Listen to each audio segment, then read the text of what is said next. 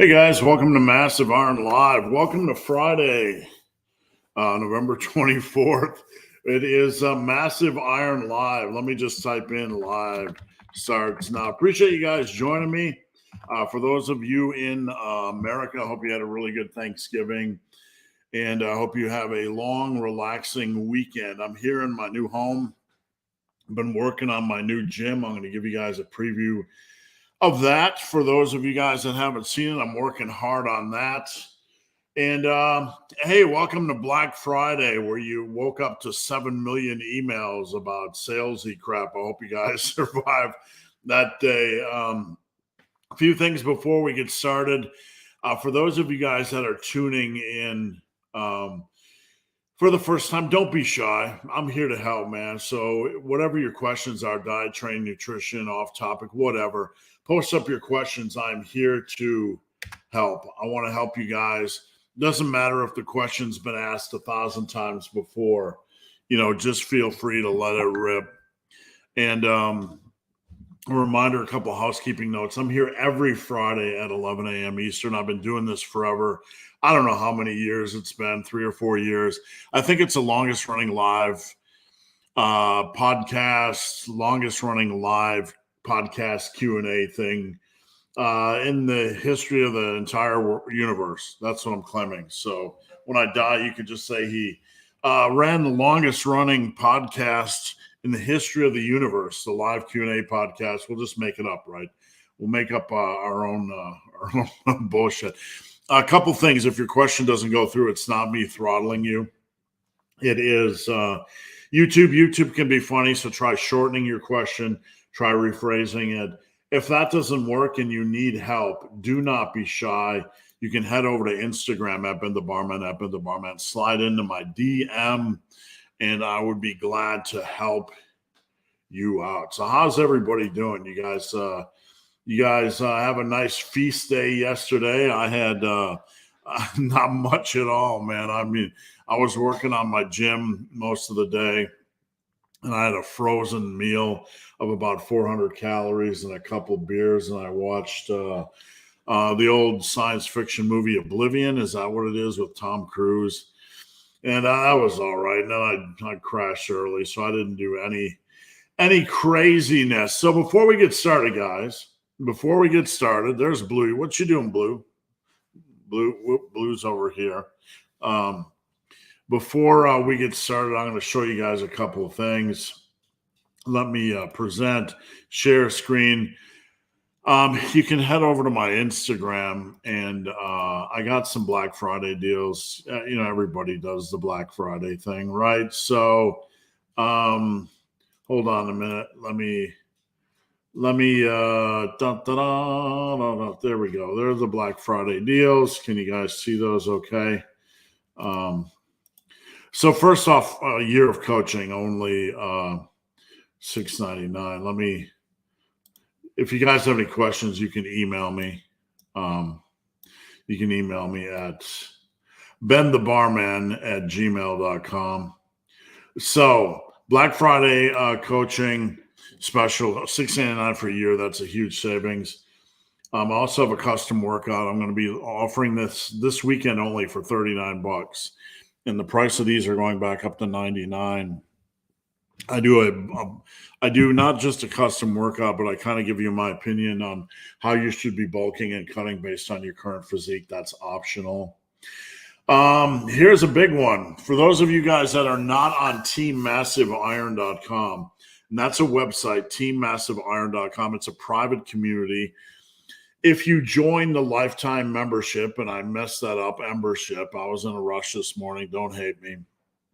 But, that's what you get with Massive Iron. Everything's like the Millennium Falcon. You're just kind of held together with duct tape, right? So if you join Team Massive, the lifetime membership, you get a free custom workout.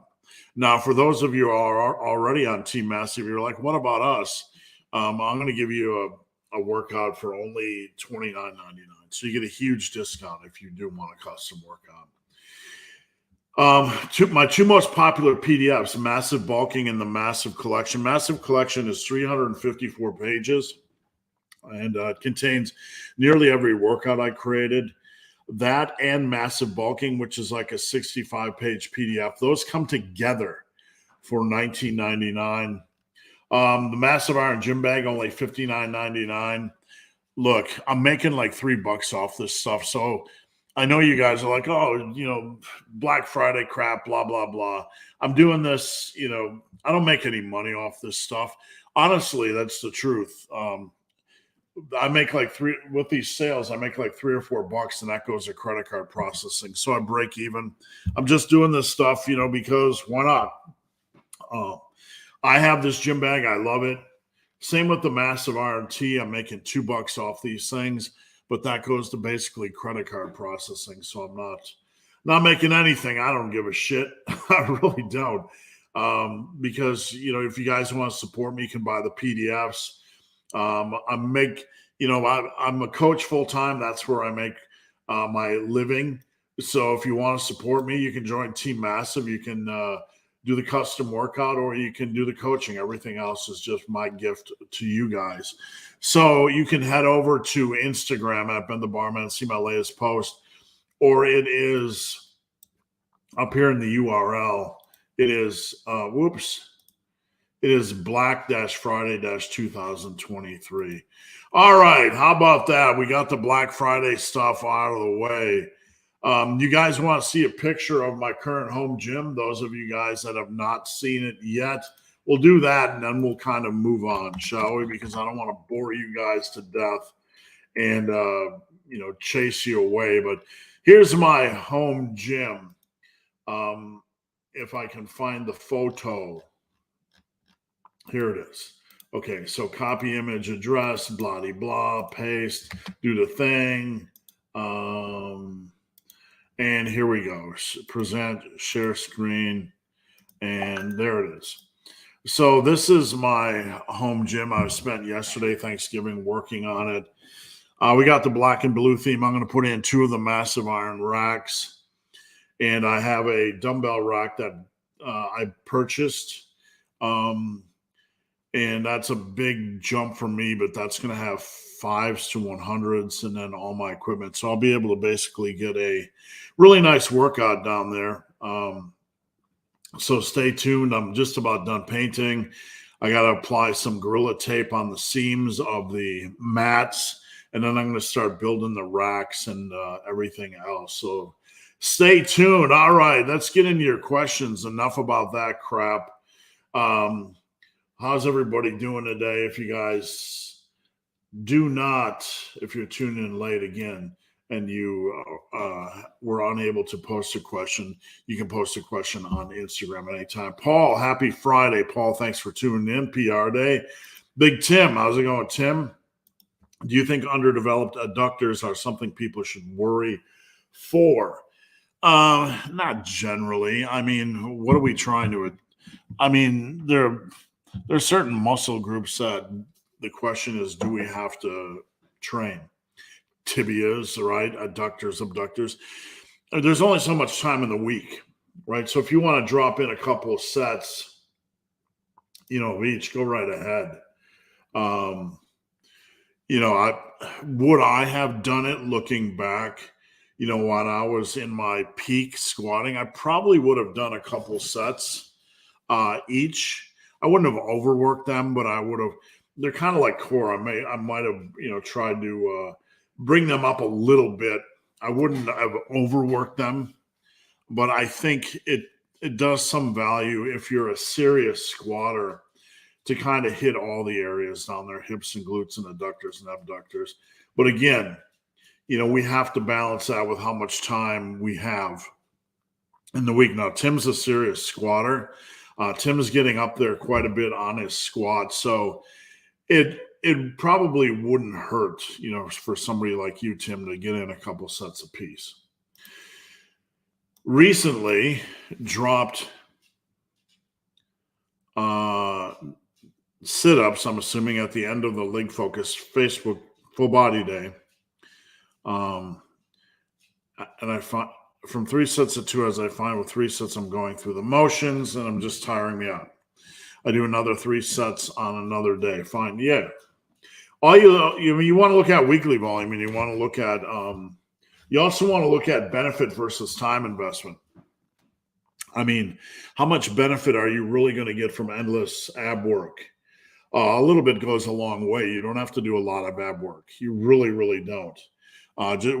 What's the minimum goal? To maintain some core strength, right? And it doesn't take much to do that. I mean, if you want to have 6 sets a week where you're trying to progressively overload your abs and add some thickness, by all means do so. But you don't have to have 3 sets. You don't have to have 3 sets of, you know, per exercise. You can do 2 hard sets. You can do whatever. Just look at it more as a weekly volume thing. Let me check my phone real quick. My wife is in Australia and she's flying back today. And I just want to make sure she's, hold on one second. Let's see. All right, Justin Jones. What do we got here? Justin Jones. That was just a spam risk. Go figure. Good morning, big hairy ugly dude. What would cause pain at the elbow when benching? I think it's a triceps tendon. Well, there could be a lot of things, and it's hard to tell. If you have pain on the inside of your elbow, when lowering, that could be elbow tendonitis, but that could be caused by all the grip work. Sometimes when your elbow tendonitis gets pretty bad, you can notice it when you're lowering on a press. So that's one option. If you're having general elbow pain inside the elbow, it could be joint pain. It could be connective tissue pain. It could be a lot of things. So what could cause that? If you're going heavy and you're experiencing pain, I don't know. You've been doing it for a long time. So sometimes you can just have cumulative punishment on an area. I'd like to know what is heavy. Like you could benefit probably from not going as heavy. What I did when I was running a lot is I did like 3 to 5 sets of 10 on the bench. So relatively it wasn't as heavy, but I was still maintaining the strength of a bear, so to speak, because I was doing a lot of volume. So you might, if you continue to get this, you need to rethink how you approach the bench. Maybe even add in a bench press slingshot to see if that helps, or play around with variations, maybe a neutral grip bench press. There's no magic when it comes to working around an injury. We have to try new things, and we have to see if they provide any benefit. But what is the cause? I don't know. I'm not a doctor, and there's many, many things that can go wrong with the body. When you have cumulative wear and tear over time, something is going to give, right? Eventually. So you either need to see a sports doctor or you need to start playing around with variations. If it is on the inner elbow, though, that's elbow tendonitis showing its ugly head on benching, and you need to get some Versagrip Pros. Rhyme. I ran slightly modified upper posterior, chest, shoulder, tries, back legs, buys. To balance out posterior days, I do deads, leg press, leg curls, B squats, Okay, let me digest this. I run a modified upper posterior. For those of you guys that are unaware, in the massive arm world, the upper posterior, upper is chest, shoulders, and arms. Posterior is leg and back. So it's basically I took the upper, lower, and modified it a bit to make it a little bit more enjoyable and less 2 leg days a week.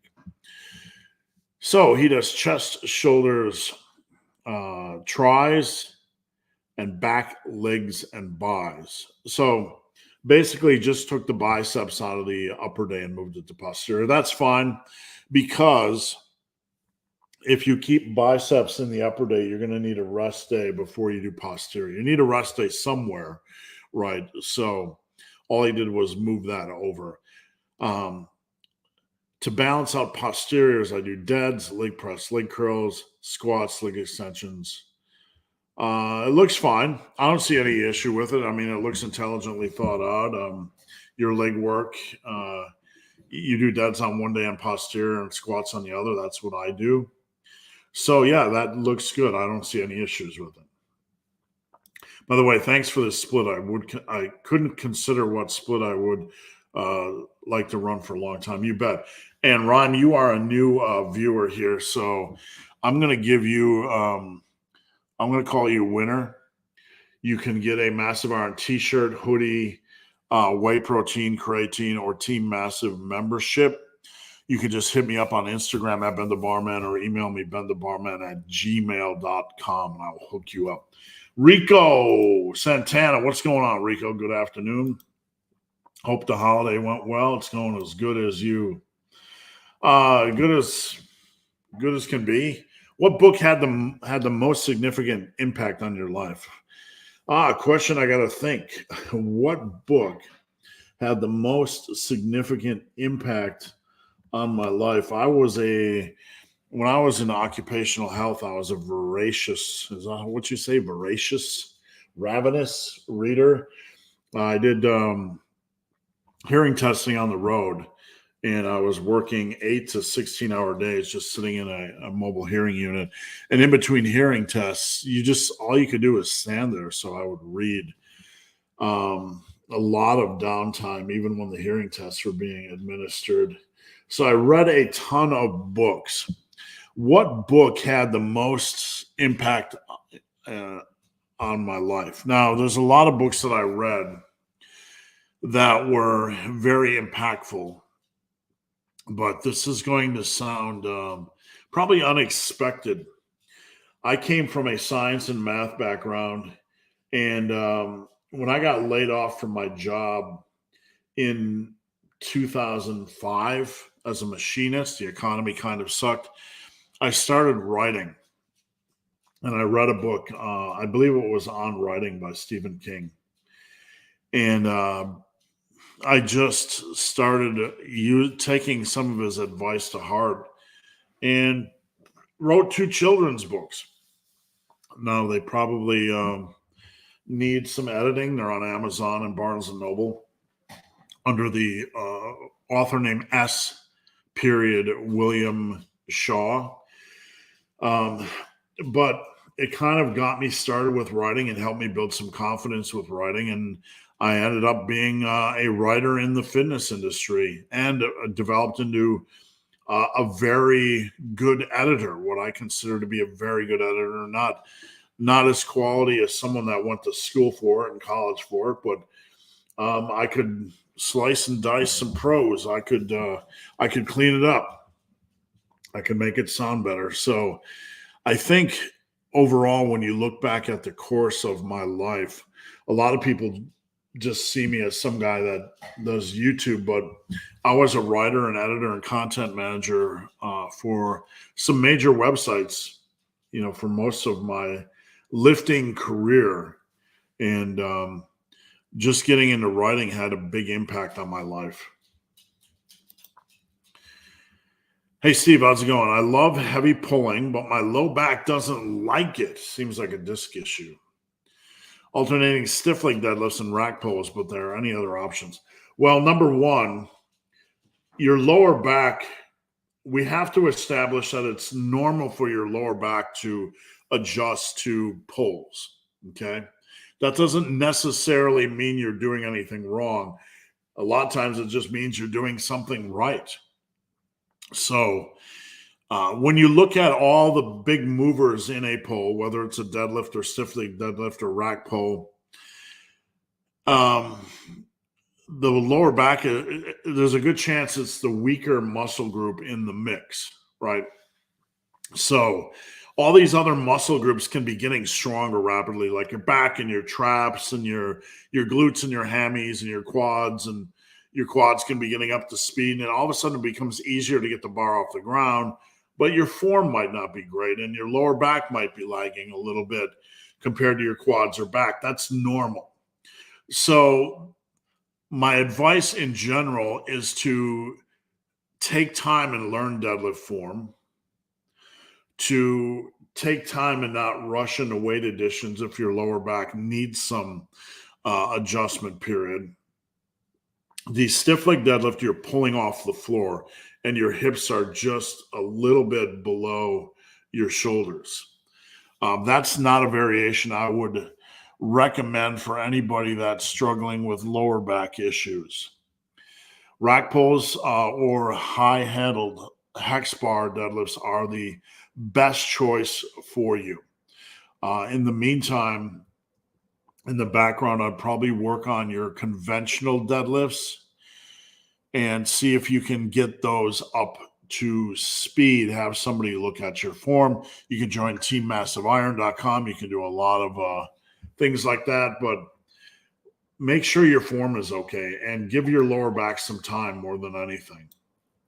Stein, happy Friday. Justin Jones, can someone be overtraining and maintaining their strength? Overtraining isn't decreasing your strength. Let's talk about overreaching. Aside from the fact that it's extremely impossible to overtrain, overreaching is more common. So let's talk about overreaching. Overreaching is doing so much work that you're not able to perform full speed up to let's say your strength level's here. If you overreach and you're fatigued, like anybody that's had like MMA practice or wrestling practice, and you're so tired and overreached the next day or football practice that you can't perform at 100%, that's overreaching. That's what most of us have a bigger chance of experiencing rather than overtraining. Some of this is a semantics debate, but what happens is when you overreach, you're not able to perform 100%. So you're not losing your strength. Your fatigue really is just causing you not to be able to perform 100%. And fatigue is a generic way of saying all the encompassing factors that you might face, like being run down. Your joints might be run down, your muscles might be run down, your central nervous system might be experiencing a little fatigue, etc. Muscles might be under recovered.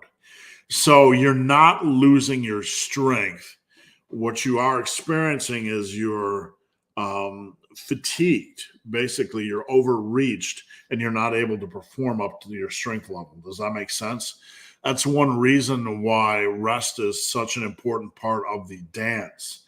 We need to feel recovered, and sometimes randomly we don't recover like we did the previous week, and we might underperform on a lift. It just happens.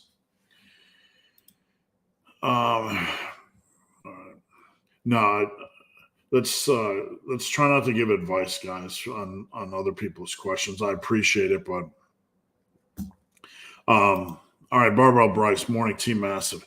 What is your training going to look like once you get your home gym set up? Same split I ever do, man. I don't really venture too far out of splits. I'm gonna I want to get back into running 3 days a week. I was running 3 days a week for a while. Again, I just like running. I like getting out in the woods and keeping my head clear. And here in Ohio, it just, even on cold days, you know, it's only 20 degrees and you're still able to run fairly well. I don't mind snow running. So I really want to get back to the 4-day plus junk day. I like having a junk day. Basically chest, triceps, back, biceps, shoulders, and traps and legs, and then a junk day where I do like rear delts and arms and whatever else I feel like, you know, maybe calves. But that is my goal, 5 days a week and running 3 days a week. Big Tim, if we know that many experience excessive work to the lower back due to bad form, doesn't this technically mean the lower back gets a lot more volume? Tim, you got two things going on here. You got bad form. Now, volume is independent of form, okay? You can have a lot of volume and you can have bad form, and you can have a lot of volume and you can have good form. So let's establish this. Now, how impactful this volume is going to be basically has to do with how intense each set is, right? So you can have a lot of fluffier volume, say very far away from failure, and you can do 5 sets of 10 on it, and it might not impact you as much as one set closer, 2 reps away from failure. So there's a lot of variables here to unpack. The biggest stressors to lower back is pushing sets harder or deeper, because what happens is as you fatigue, and let's say during a deadlift or squat set and your quads and your back are fatiguing, your lower back tends to take more stress because the major muscle groups are more fatigued. So that's when we can kind of get into a danger zone, if that makes sense. So if to your question, if we know that many experience excessive work to the lower back, no, it just means they need to improve their form. They need to work on their form, and they need to back down the volume while doing so. Tim said, how would you rate my progress for someone who's been lifting? Your progress is top tier, Tim. It's top 10%, probably top 5%. You have extreme consistency. And when I say extreme, I mean top tier consistency. You have a good attention to detail, and you're super passionate about it. The guys that are super passionate about lifting are, I want to frame this the right way as a coach. The athletes that are super passionate about what they're doing are both the coach's best blessing, because they're these amazing tools that you want to help them see their potential. But they can also take up a lot of the coach's energy because they're relentless, right? They're relentless in their obsession usually. And that's not a negative thing. But the folks I work with that are very obsessed, right, with nailing it, they're going to be successful. But you also have to temper them a little bit, saying don't worry so much about the small details, because they tend to over worry a little bit about the small details. And that's not a criticism. That's me helping you to focus and relax a little bit, because you are obsessed. You're on a good path. You're top 5 to 10%. You're going to get to where you want to go as long as you remain healthy. And in the process, we just need to focus you on the important things, not have you over focus on the stuff that doesn't matter as much, if that makes sense. All right, let me get a drink.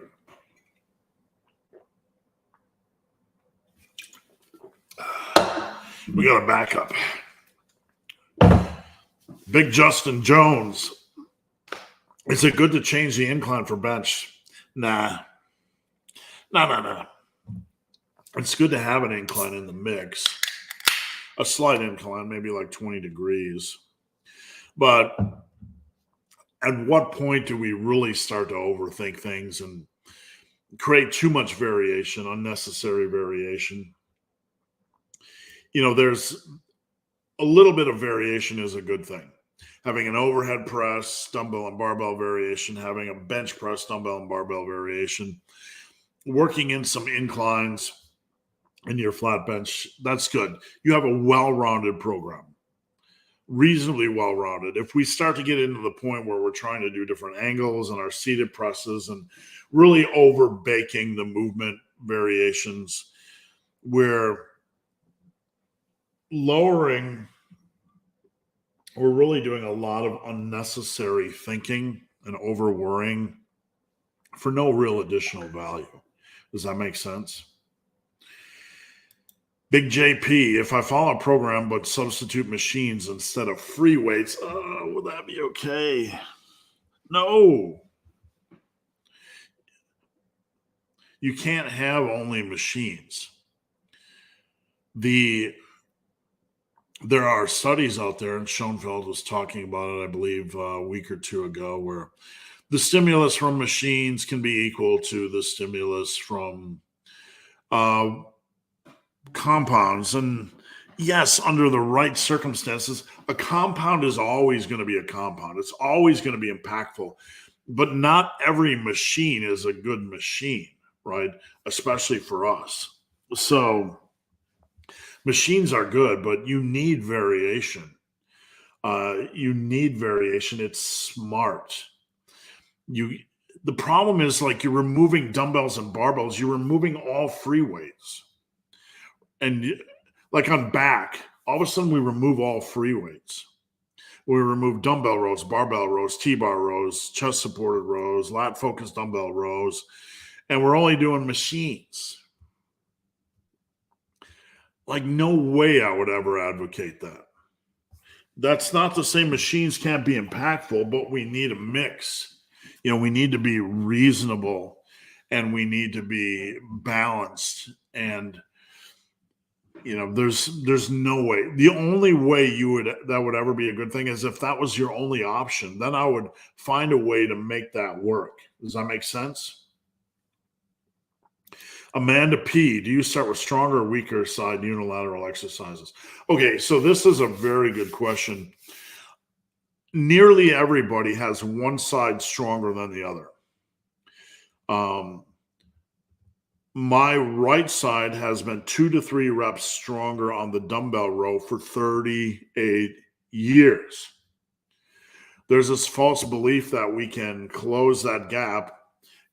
That's usually a fairy tale. That small difference usually stays in place. That doesn't mean the weak side isn't going to grow. But we can be overly obsessed with that difference to the point where we stop doing balanced training and we focus on bringing up a weak point that's really never going to bring up. The problem is, like, if you start a dumbbell row, let's say the first time you work in the gym, you do 30-pound dumbbell rows, okay? And you're at 30-pound dumbbell rows and you hit 10 reps with your right arm and 7 with your left. All right. It's frustrating. But when you get up to 150 pounds with both arms and you do 10 with one and 8 with another, the difference becomes, it's still 2 or 3 reps, right? But the difference percentage-wise becomes trivial. Does that make sense? So what we want to do is we want to focus on bringing up our whole body strength.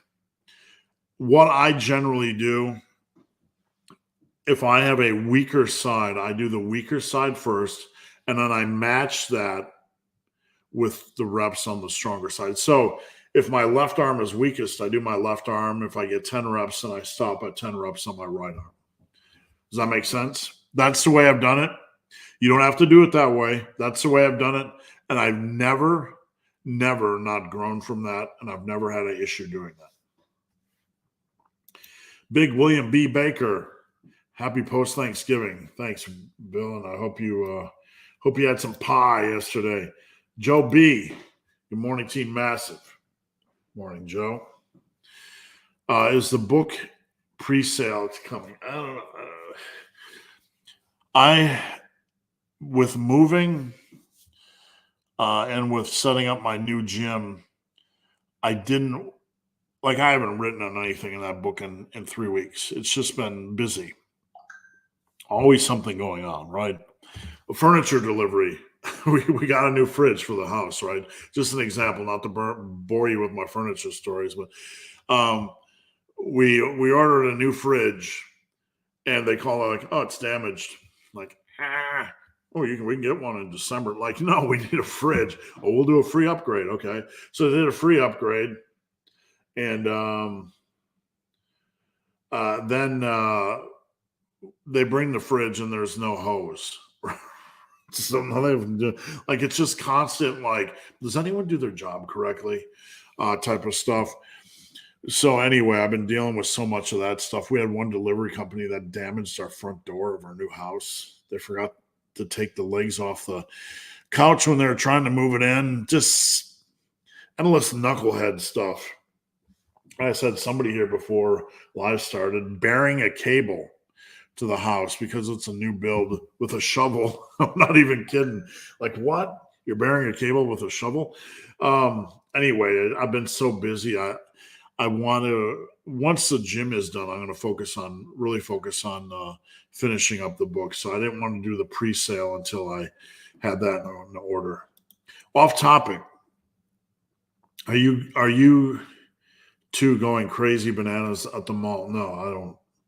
I don't do any Black Friday stuff. If I'm going to shop on Black Friday, it's going to be from the comfy of this computer. But I don't have time for that. You know, I woke up to like 2 million Black Friday emails.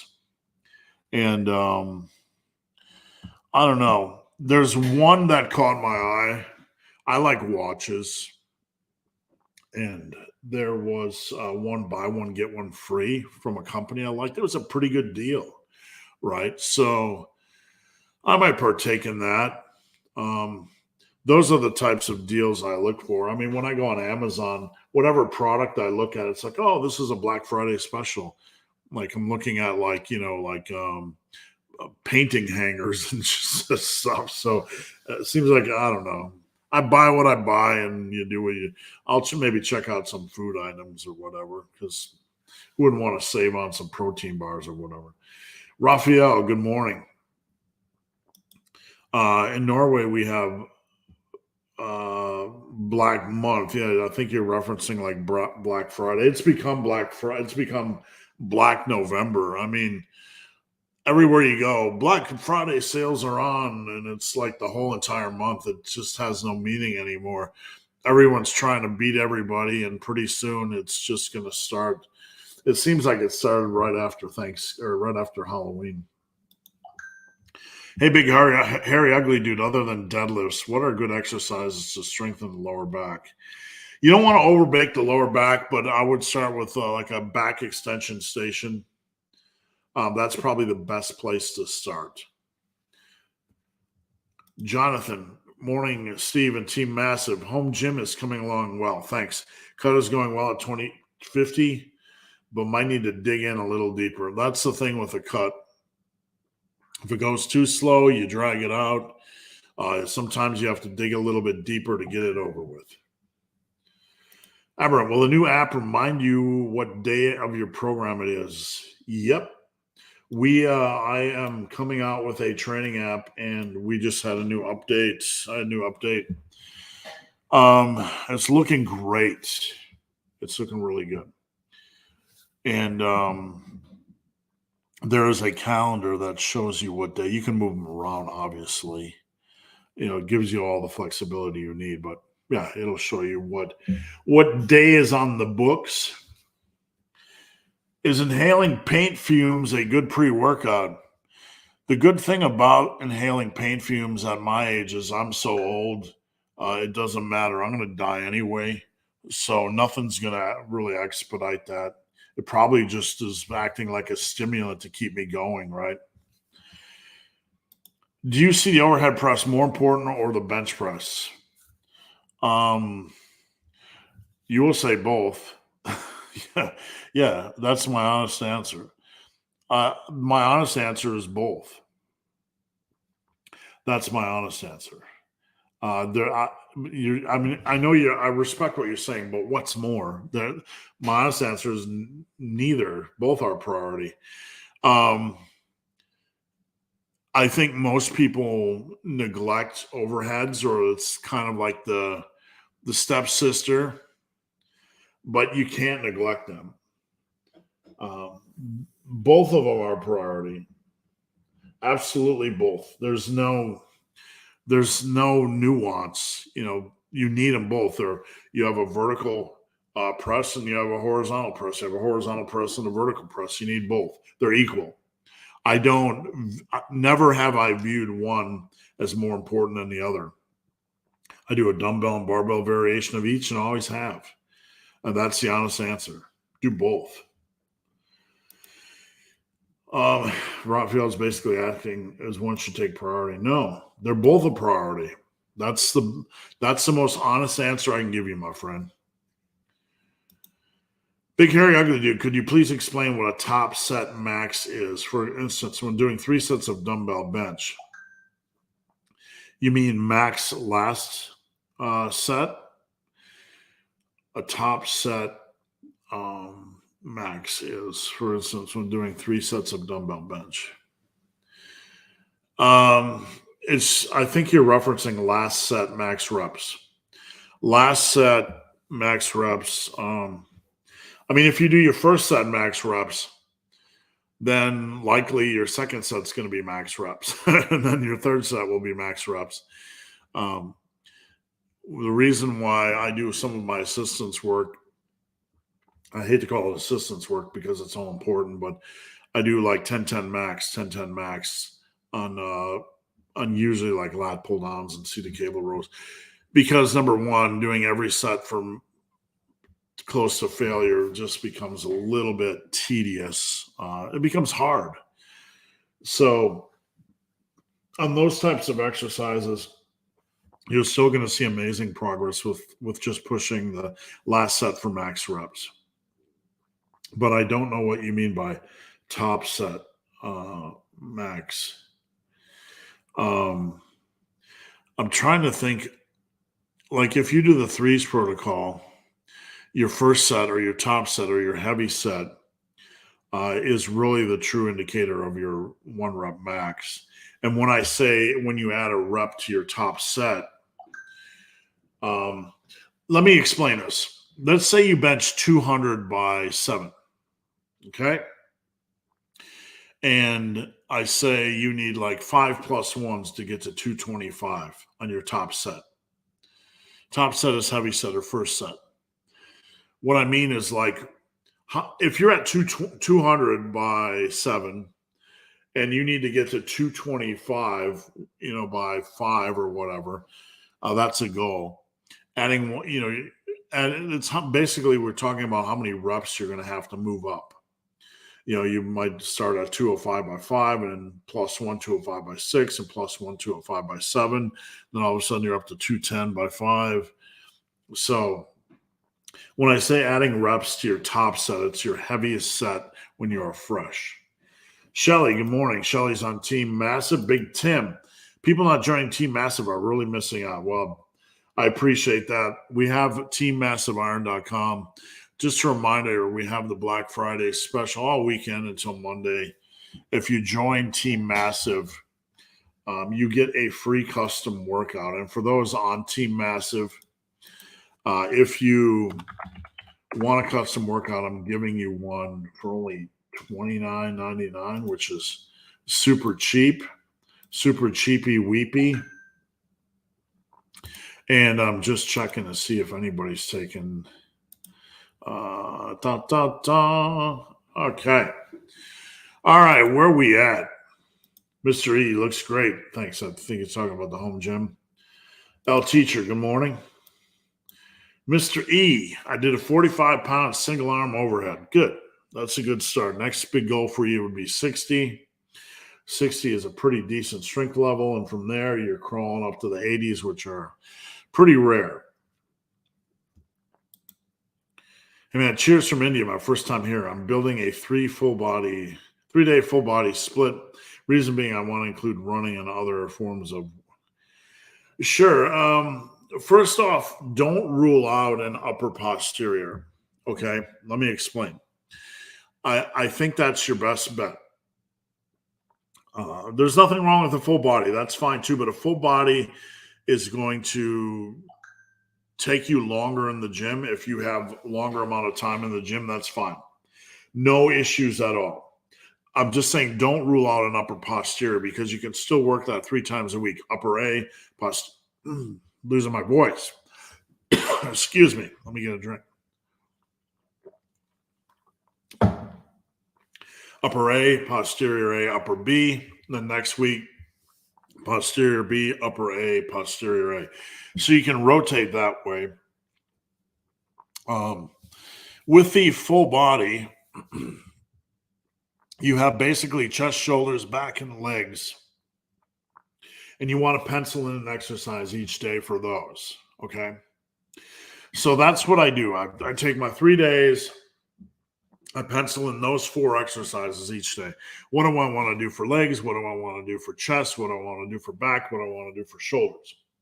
Now, arm work, you have to decide if you want to do an arm exercise each day, or if you want to do 2 days with for triceps and 2 days with biceps. You can do that, and what that does is open a slot for other things like traps or calves or abs. Hamstrings, I usually do 2 days out of the 3, and that leaves like a slot for like traps or whatever. So that's the basic general dumbed down way to do it. You have your 3 training days. You plug in a workout on each day for chest, for shoulders, for back, and for quads. And then you have to decide whether you want to do biceps 3 days a week or 2, triceps 3 days a week or 2.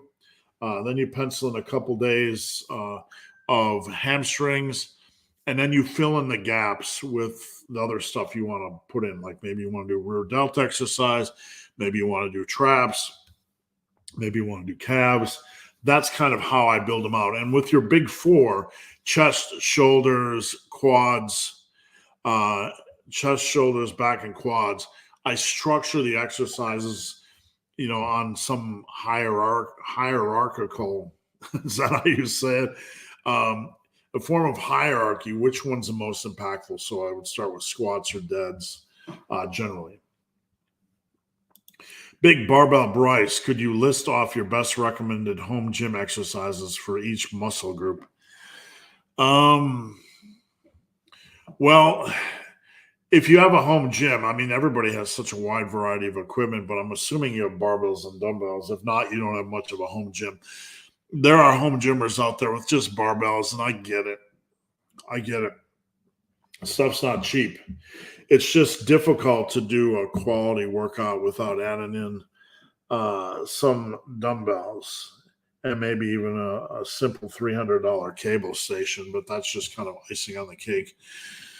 But let's assume you have barbells and dumbbells.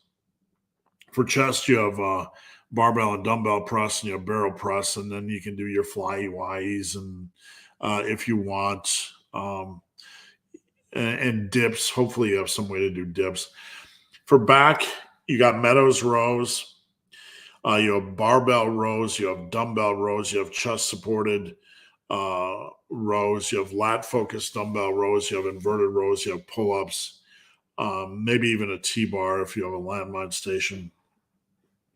Shoulders, dumbbell and barbell overhead press, maybe an upright row, lateral bulldozer laterals, and a high pull, more explosive type of movement. And quads, you get into a little stickier ground. You have squatties and maybe front squatties, and Bulgarian split squats and lunges. Sissy squats are not the easiest to pull off. Goblet squats are okay, but I mean, sometimes it's harder to get the heavy dumbbell into place than it is to get value out of goblet squats. Have you seen Squat U's videos? Wow. How do I approach this question? Let me just say there is a lot of their content brings with it a lot of heat. And I would say probably with good reason. Sometimes I look at their stuff and just head scratch. I actually stopped following them on Instagram because there are certain accounts in the industry where they tend to aggravate me. Like either they're overthinking, they're in the overthinking world, or they're really into one way or the highway world. I I'm not saying everything they put out is rough or sketchy. That would be really reductionist and not honest. But there's a lot of stuff that came by my social media feed where I'm like, a lot of it's, I just don't like a lot of their content. I don't. All right. Hitting chest while listening to my favorite weekly show. Thank you, sir. I appreciate that. Thank you, and have a wonderful weekend. What's your opinion on kettle balls? Sorry, couldn't resist. Who doesn't like a good ball joke, right? I heard that they were useful for developing strength. Anything with weight is useful for developing strength, and I'm not being a smartass. When applied properly, they can be a good tool in the mix. You just have to apply them properly. So I like a kettlebell swing for glutey tooties. I think you can do single arm overheads.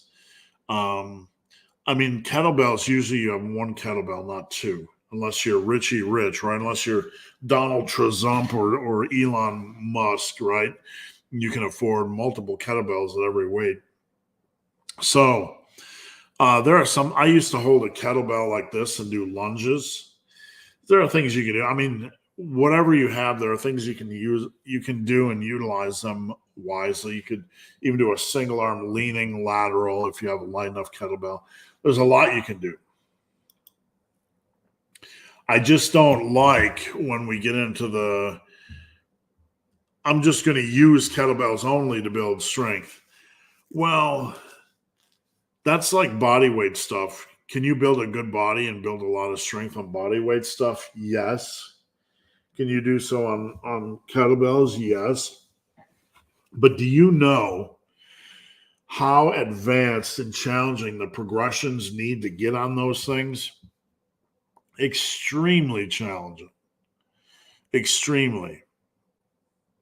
So if that's your thing, you just want to do body weight stuff, just know that you have to do progressions, and same with kettlebells. Does the bench press slingshot affect? Not really. I've noticed no difference because it's throughout the entire movement, so I think it kind of spreads things out equally. Paul, is it okay to back squat one week and hack squat the next? Not a fan. Deadlifting, I think, is okay. Bench is okay if you're doing a variation, but squats to me, I like to stay mentally tuned into the form because squats can be more challenging form-wise. And not only that, but I feel when I don't squat every week that my connective tissue just tends to weaken a little bit on that 14 days away from squatting. I don't always feel like my connective tissue and my tendons and stuff are at their full capacity. I feel like there's just a slight weakening, and it plays in my head. I like weekly squatting. I don't advocate getting more than 8 to 9 days away from squatting. Big Chris, good morning. Happy Friday. Thanks, you too. How do you define junk volume? Number one, if it has no progression approach, no focus on progression, I'm just going to go in the gym and do a lot of side lateral raises. If you do that as a one-off, fine. Sometimes I'll do a one-off workout where I'll just go into the gym and I'll do just 135 on the bar and overhead, and I'll do a 10 by 10 just for fun. No harm. No one was injured in the filming of this workout. Not losing strength, just mentally taking a break. If you are doing something that has no progression, no ion progression over and over and over and over again, just doing a lot of volume, that's junk volume. If you don't have any sets that are pushed hard, Um, Now, someone can say, when I get to the 12th set of dumbbell benches, it feels start to feel, yeah, I imagine it would. Very inefficient. Junk volume, first and foremost, has no focus on progression. It has no focus on controlling the weight in the bodybuilding sense. And it has no focus on trying to make sets hard. Instead of making sets hard and focusing on progression, we're replacing it with just doing volume work that never progresses and never is focused on working hard. Does that make sense? For my body, I train every 3-4 days. Too much, too little? No. That's basically the sweet spot for most normal people. When we're younger and we have more time and energy, sometimes 5 days a week makes sense. Sometimes 6. For many of us, though, between school and life and work and that sort of stuff, 3 to 4 days is fine. And do I keep doing it that way? You do what you can do. There's no rules. You evolve your training based on needs at that moment. Life has a lot of different seasons. So you do in that season. If you're doing 3 days a week and you're like, I think I could squeeze it to every other day because I'm recovering okay and whatever, then you're evolving your lifting based on needs and training every other day. That's fine. Now you're up to 3.5 days. Now all of a sudden you're like, things are going really well, and I'd like to train 2 days on, 1 day off, 2 days on, 2 days off. And you don't just arbitrarily decide I'm going to do something. You basically evolve things on how they're going in the gym and what your life is like currently and how you're recovering. Is progression past the novice stage really just, yep, it is grinding. It's where a lot of intermediates go to die, thinking they can reignite, get back to adding a rep every workout. It just doesn't happen.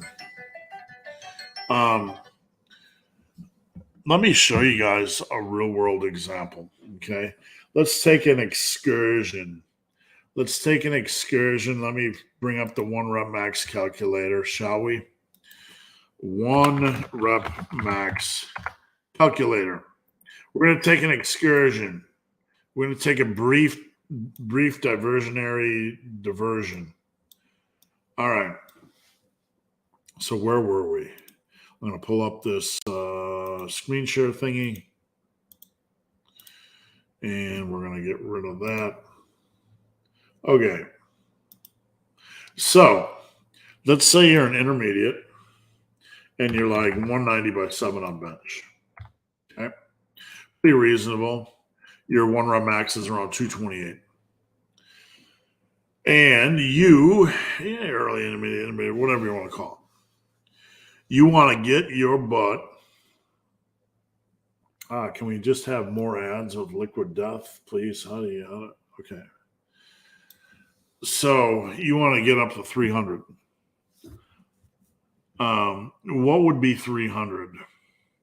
We have 190 by 7. Okay. Let's just look at pure reps. Okay. So adding 11 reps on your top set is going to get you to 300. Okay.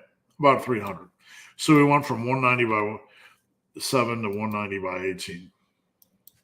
Now, obviously, that's not the way we train. We do multiple sets, and we're not trying to get to 18 reps.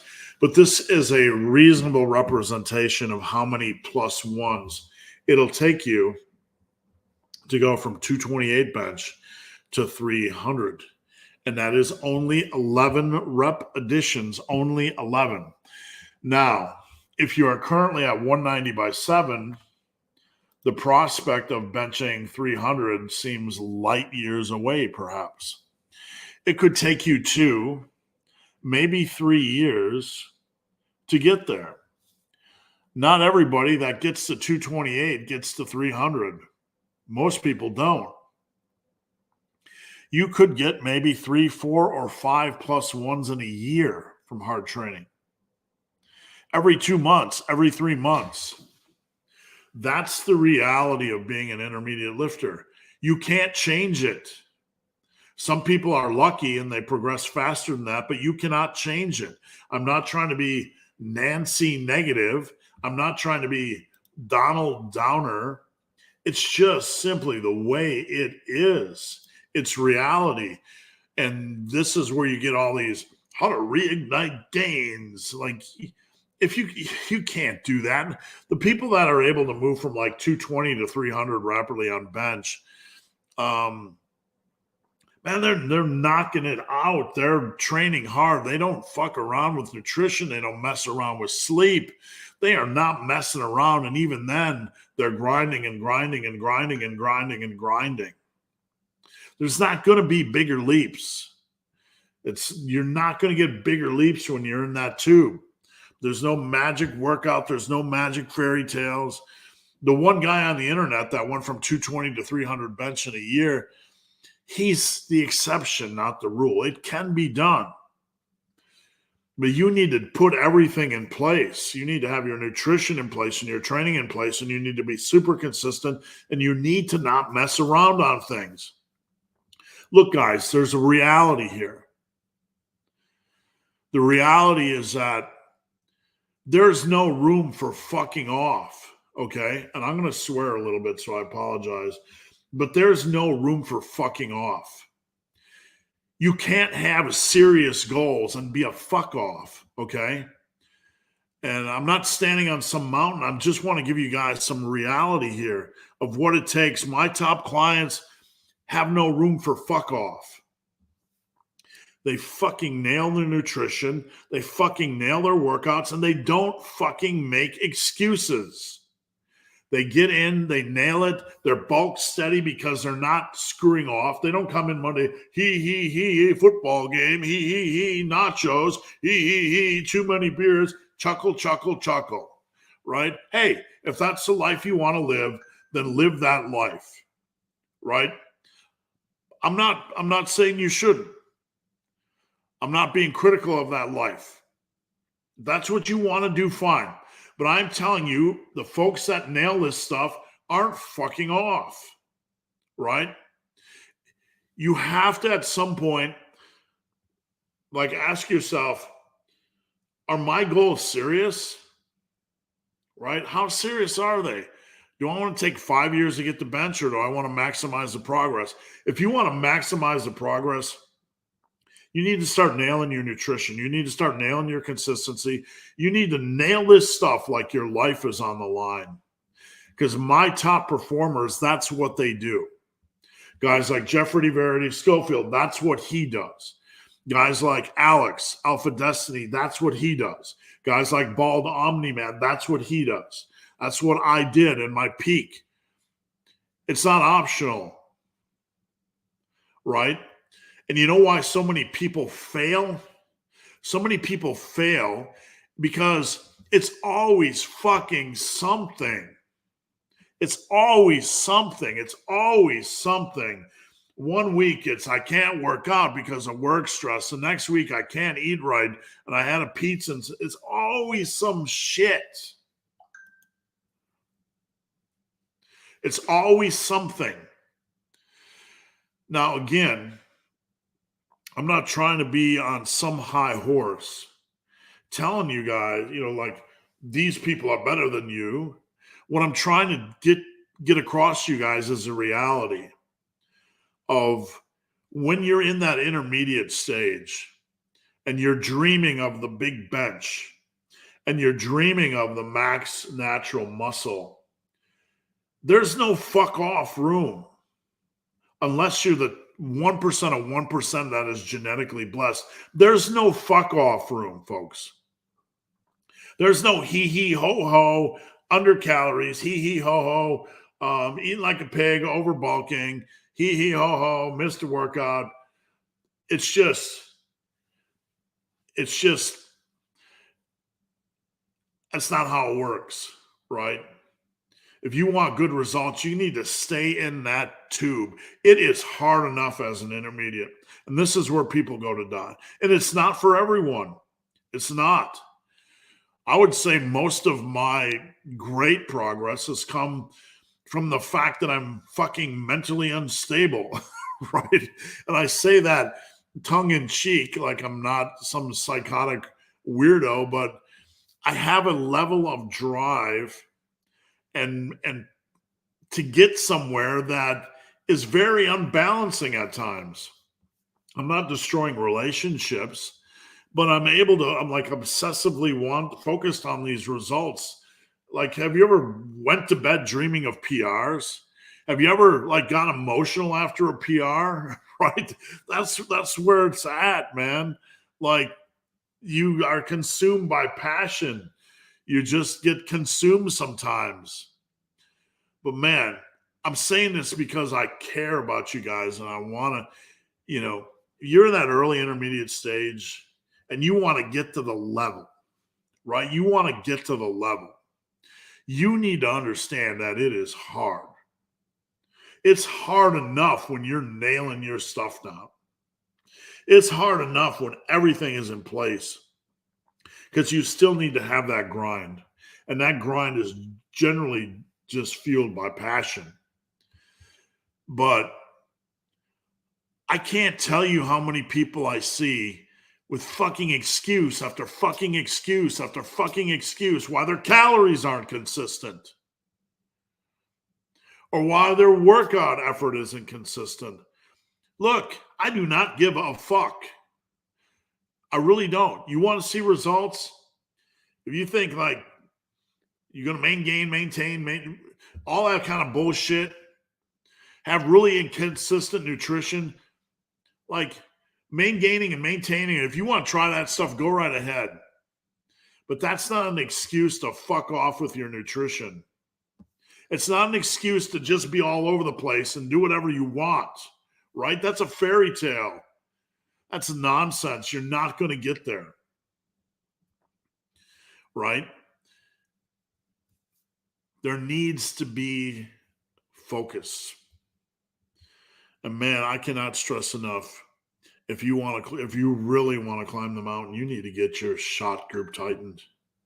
You do. It's not that difficult, man. You just need to learn how to set your damn excuses aside and keep your calories consistent, focused on a certain goal, and keep your ass in the gym. You're not going to expedite progress as an intermediate. You're not going to reignite gains as an intermediate. I'm not being negative. It's just the way it is. There's people you see on the internet that just move heavy weight,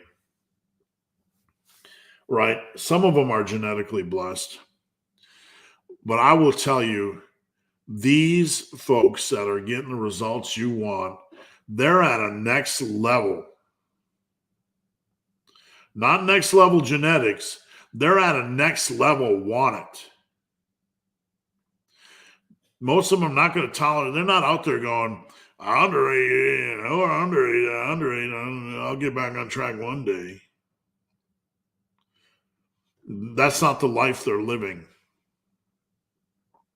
They want it desperately, and sometimes 2 or 3 years of training can go by in a blink of an eye because they're just in the tube grinding it up. All right, enough.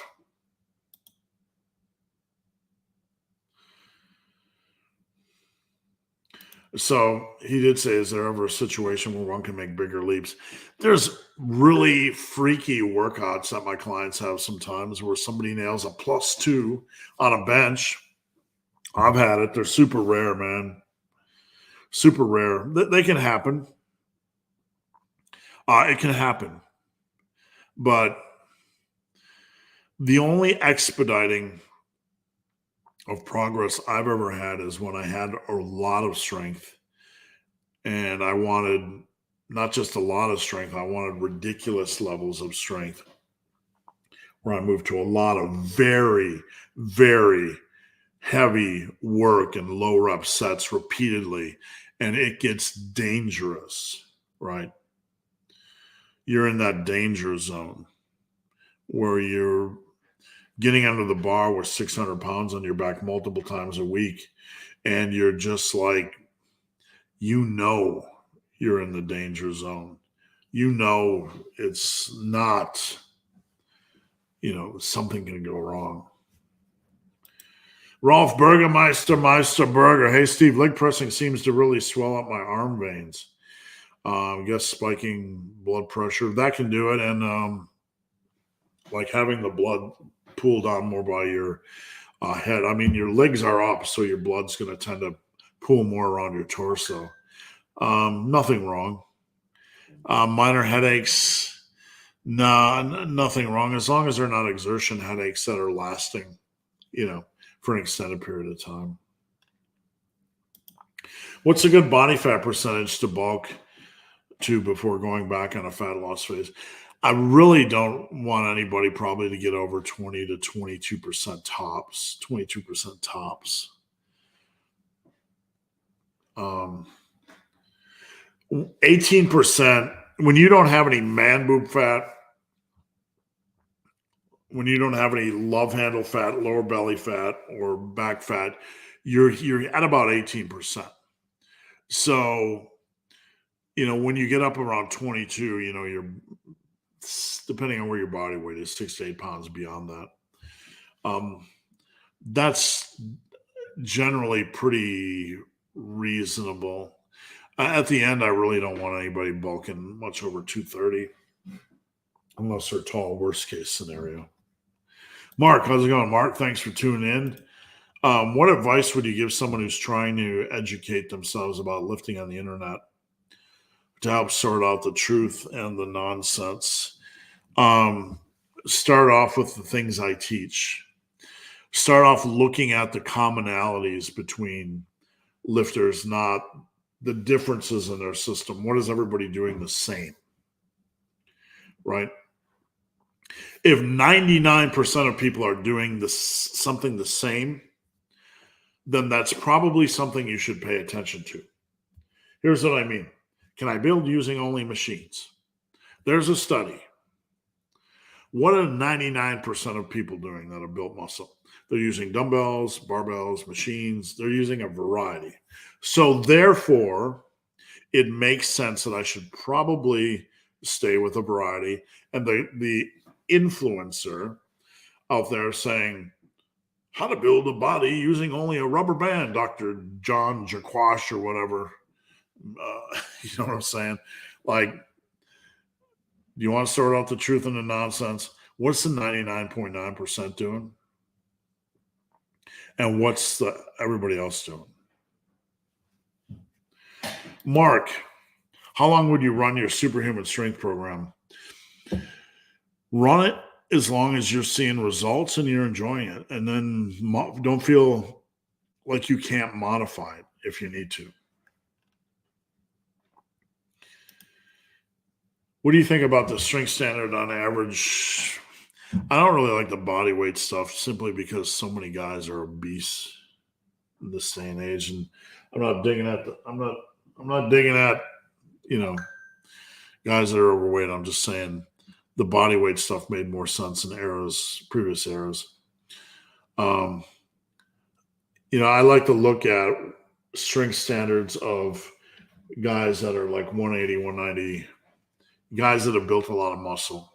Like if you look at and I know like Alex, Alpha Destiny, weighs a little bit less. He's a little bit shorter.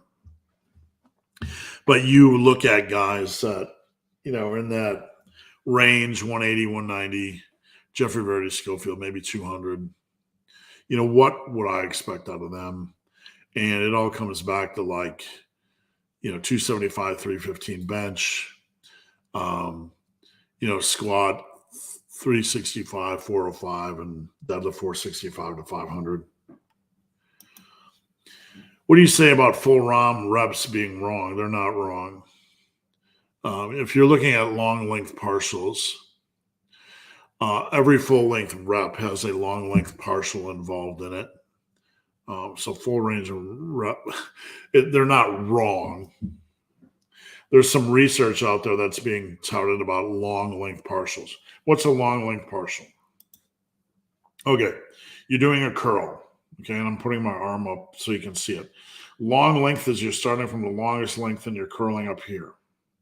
That's a partial, long length partial. You're starting from the longest position. This is a short and length partial, like the top part. There's been a couple influencers that are floating out the idea that because of a few studies that long length partials are the be all end all. I want to tell you guys something. I'm going to make a video about it this week. Every full range rep involves a long length partial, and then it finishes off with a short length partial. So why would we? There's no need to be reductionist and just do only the first half. We're just, I don't care what a couple studies are saying. It's just a new flavor of the month. Every full length rep contains a long length partial. So that's what I say. Harut, if you were running your own public gym, how trigger happy would you? Man, like, I would be like, dude, this is your warning. So I believe that consequences for your actions are a good thing. If you say you're going to give people consequences and you don't, then they're not going to generally listen. So I would be somebody that would tend to be like, here's your consequences, here's your warning, and if you don't listen, you're gone. Because I'm not going to walk around the gym picking up your damn weights. Okay. There's a gym called the Power Station, which is in Middletown, Ohio, and it's run by an ex-Marine. He's in his 70s, and he's tough as nails, and he does not tolerate your shit. He does not tolerate you leaving dumbbells all over the place or putting fives under 25s or beating up stuff. And he will let you know, right? And you can say, well, it's going to keep out certain people. Yeah, it's going to encourage the people that don't want that bullshit to stay there as well, right? If I ran a gym, I'd be very trigger happy because it's aggravating. And I think if you run a gym and you don't enforce it, you just encourage people to be lazy. In the townhouse that I lived in, it's kind of an intermediary location. They had a townhouse gym, which really wasn't bad. When you were in there, when other people were in there, they were re-rocking their weights. When you came in, like the next day, there's weights left on machines, and so people can be pretty lazy, when they're by themselves. What people do in private really says a lot about their personality, right? But man, I would be pretty trigger happy.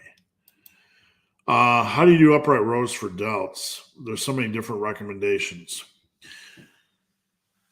There's some that pull up here. I don't find that to be comfortable on my shoulders. You can pull up here if you like. You can pull up here if you like. I like to do a high pull where I kind of breath sink a little bit and then up. That's kind of how I like to do them. I like to do it a little bit more explosively, but that's optional. Have you watched any of Dr. Seidman's videos lately? No. I don't know if I stopped unfollowing or not, but no, I have not. The correct junk volume is that a muscle starts to get smaller. The correct junk volume is that a muscle starts to get small. It's really hard to make a muscle get smaller when you're lifting. That's not going to exist. The implication is you switch from normal training to junk training, which really doesn't happen. People generally don't make that switch dramatically. And even if they did, it's very easy to maintain muscle mass. One thing you learn once you have muscle mass, you can basically roll dumbbells around the gym and it's going to be hard to get smaller. Should men perform glute kickbacks? I never assume anybody's sex in this day and age. All these purple hair, weird haircut looking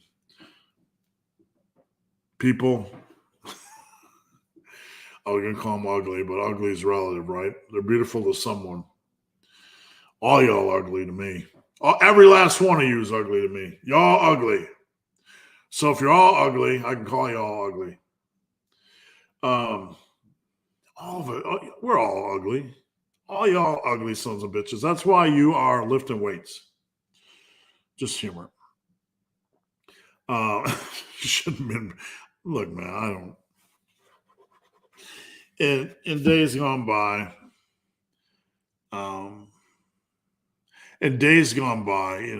there was more ball busting about this stuff. And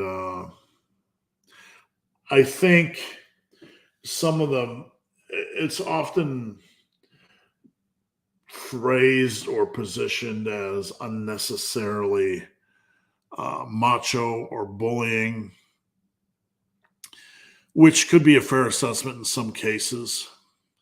But I do think that when your peers are busting your balls, that it kind of helps you rise to a greater standard in many cases. What does that mean about glute kickbacks? I don't know. I don't think I've ever seen a man do glute kickbacks, but if that's your thing, man, go for it. Literally, the older I get, I really don't give a shit what anybody does.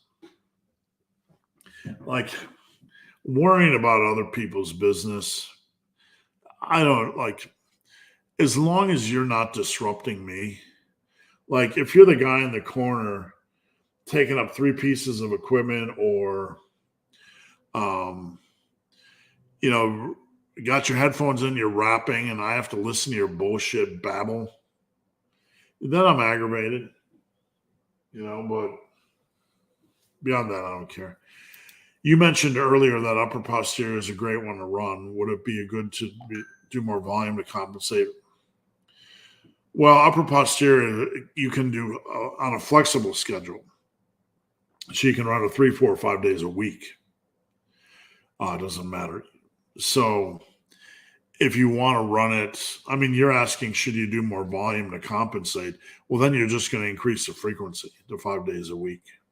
4 days a week is going to be fine for an upper posterior as far as weekly volume. But if you're just doing 3 days a week upper posterior and you're asking if you should do more volume to compensate, you could just do it 5 days a week. Do you feel it's needed? Do you feel like it's needed to have 2 different lifts per major muscle group that you rotate? Not on every lift. It's not needed. I like to do it on a couple lifts because simply there are a lot of lifts I want to do and I can't do every week, right? So some of it's very pragmatic. Like, there's a lot of back exercises I want to do, but I simply can't do every week. So some of it's pragmatic, but it's not needed. Thanks for your response on the progression question. Your response was reliving and reassuring that I'm on the right path. Good. At 25, 285, key is body weight and what Steve said. How important is having a chest supported variation for back? How important? Not.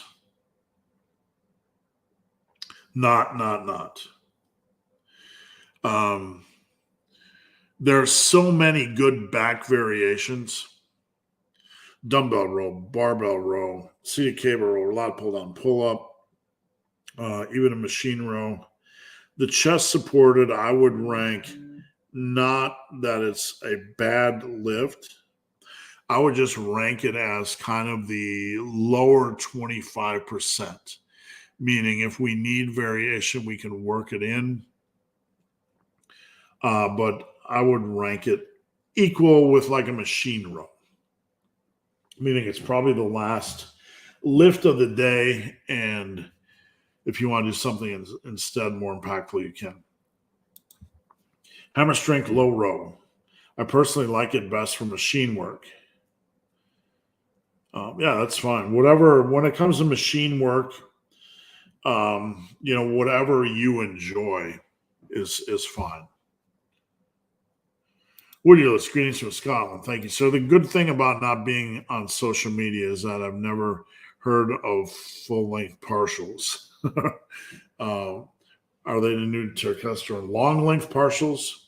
Long-length partials, you get these things and they're all the rage. And I spent some time, painting my gym and thinking about all the hype around long-length partials.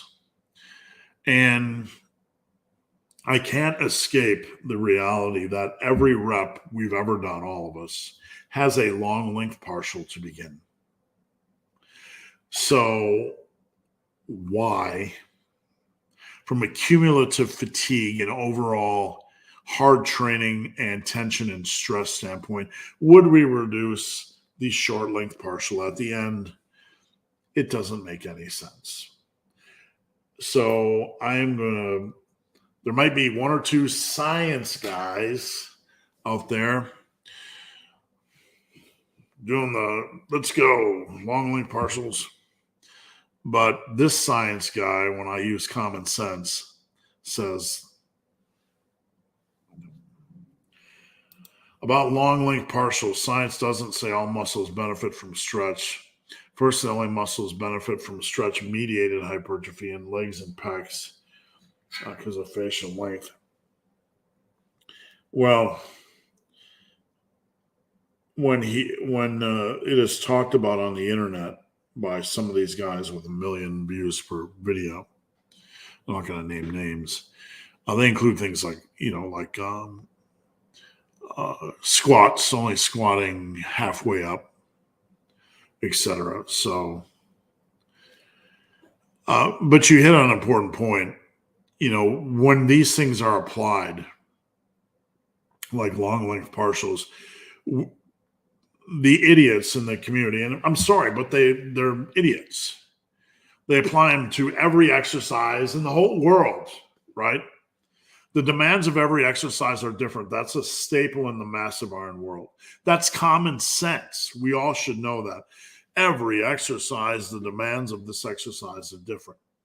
So if we try to apply something like a long length partial to every exercise and try to make them all equatable, we're really being idiots. Secondly, and simply all muscles benefit from ROM, where they have the best leverage to do the work. Well, I would say if you're going to do a long length partial, what harm is there finishing off with a short length partial? You're only adding insult to injury. And when you do more than 2 to 4 partials, okay, I'm just moving on. I appreciate that. I appreciate the commentary, but I'm going to do a video this week about them. Last call, guys. We got about 4 questions left. So if anybody has a question, get them in now. If not, I'll be hopping off. Jeremiah, have you seen Bugenhagen's video in which he pokes fun at RP's pedantry regarding lift execution? No, I have not. If anybody has that, I'll check it out. I assume it's on his channel, so I'll find it. But I wasn't sure if it was buried in some other video on a different topic. Yeah, there is a point. There is a point where, like, you want some control for hypertrophy, but at some point, you need to balance that out a little bit with something that looks like you're getting after it. I'm on break from lifting so I can work on running, sit-ups, and push-ups for a PT test. When I go back to lifting, do you have a recommendation for a program? I'm on a break from lifting. Raphael, I know you've been on this channel a long time. And I'm just going to say I don't see any good reason to take a break from lifting. There's only downsides. And, you can chop lifting down to 2 times a week. I don't know what your schedule is. Maybe you run a very tight schedule. But when I was in basic training, we did a lot of flutter kicks and push-ups and running, and you can get a lot done in 2 months. Just be careful. If you come back to a program, I would just get into like a nice upper posterior, ease into it the first couple of weeks, 2 sets per workout, kind of ease back into the strength side of things. Oh, sorry. Long nights unpacking and moving stuff starting to kick my butt. Body fat percentage bulk to question. I'm 5'3", 154, and definitely at 2022. If I cut, I'll be down in 140s. Well, yeah, you can have solid strength level at any weight. I mean, we have to balance strength and health. This is a key. You can eat yourself up into fatty McFatterton levels relative to your height, and it'll be good for your strength, but it's not going to be good for your health. So we want to find a balance there, right? I don't think there's any good reason to go over 24% unless you're trying to really smash some powerlifting records. I really don't see it. You're going to get stronger over time if you do everything correctly. So you're going to get stronger over time. We just have to kind of keep our body fat percentage in check while we're doing that. That's my opinion. What's your favorite lift? Easy, the deadlift. Always a deadlift. Squats are mentally difficult. Bench is bench. It's not that challenging. Sorry, late to the show. Better later than never. Thank you for the hoodie, you bet. It's awesome. When will you do your first live from the new home gym? I got to get my desk out of my old, I'm sitting at a bar right here. This is my rec room, and this is a bar that I'm sitting at working at, if you can believe that. So I'm hoping to have my desk over next weekend and probably the weekend after that. Big Joe B, what do you recommend for timeline and calorie increase when coming out of when you come out of a cut? The first 5 days, we want to kind of go to where we think maintenance is for 5 days. And then we'll watch, and then we'll kind of adjust up from there. No worries about parcels, man. No worries. No, I mean, the more comments, the better. The more comments, the better, honestly. I hate people trying to find something magic and missing. Yeah. I mean, Jeff Nippert, I'm just going to say his name. I just had a video. I don't know if it was on his channel, just really going in. And Jeff has a tendency to sound scientific. And Jeff, if you're watching, just share my opinion, man. And we can agree to disagree, but I don't think it's scientific to rule out 2 variables with long length partials. Number one, every lift we've ever done involves a starting position of a long length partial since the beginning of time. And number 2, the demands of every exercise are different. So blanketly, using them on, lifting this up into some holy ground, and people are going to start using long length partials. There's just a lot of, it's just a fad. I don't see from a scientific standpoint where this has any lasting value. It can have certain applicable value in certain situations, situational value. But any tool can for that reason. What do you recommend I do? Guess is what I'm asking. If you're getting around 22%, yeah, man. At some point, you have to have an upper limit on your body fat percentage. So some of us have a higher body fat percentage because we don't have a lot of muscle. Okay. If you are carrying around man boob fat and belly fat and lower back fat, then you probably need to lose 10 pounds. Deadlift, thumbs up. Is it okay to do farmers? Oh, he said, end the Fed. That's out of my pay grade. Is it okay to do farmers walks with a 10-pound difference between?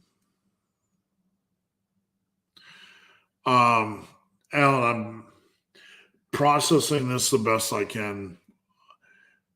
I'm assuming, like, I don't know the reason. My brain's like, are we doing this for a reason? Or are we doing this because we only have, we don't have equal kettlebells? I think it's likely you don't have the same kettlebells.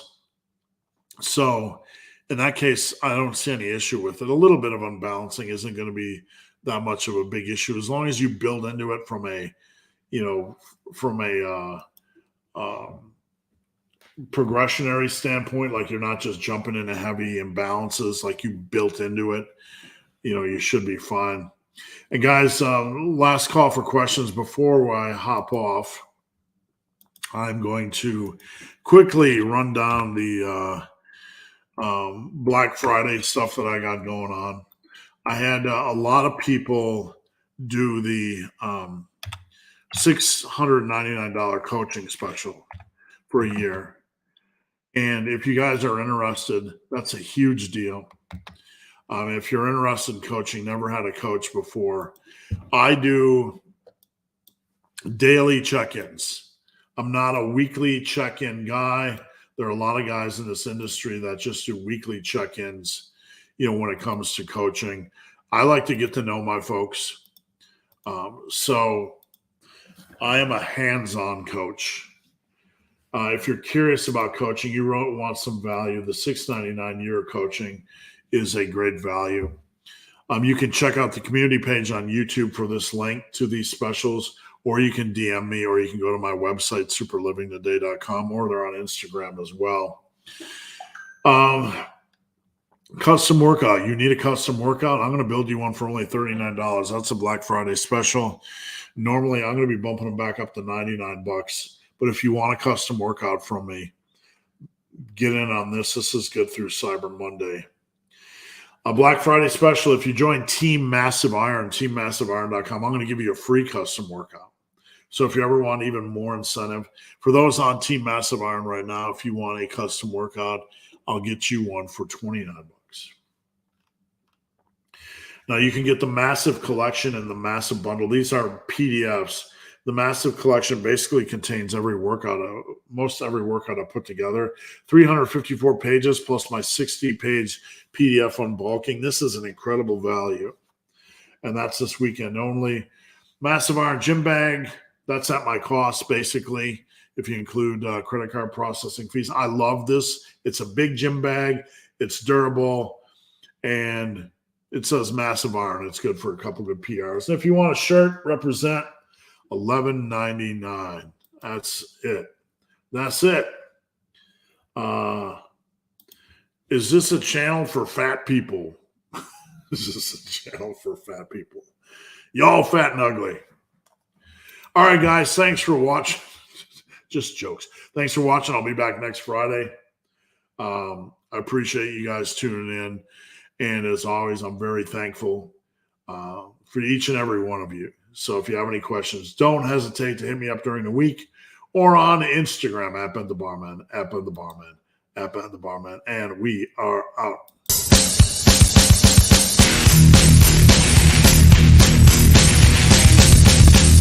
It's not almost over. It's not almost over. You're not almost there. You're not almost there. You're not almost there.